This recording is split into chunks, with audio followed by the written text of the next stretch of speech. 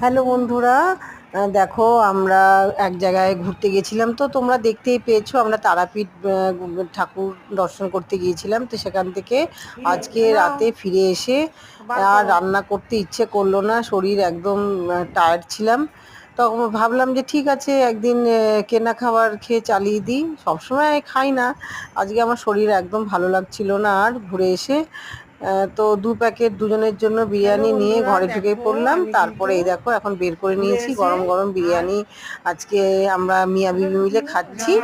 আর এটাই আর কি।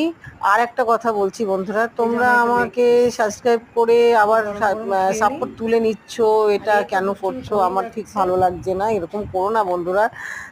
আমিও সবাইকে সাপোর্ট করছি, সাবস্ক্রাইব করছি, পাশে আছি, সেটা তো তোমরা দেখতেই পাচ্ছ, বুঝতেও পারছো। তো টাটা বন্ধুরা, এরকম করো না। তোমরা সবাই ভালো থেকো, সুস্থ থেকো।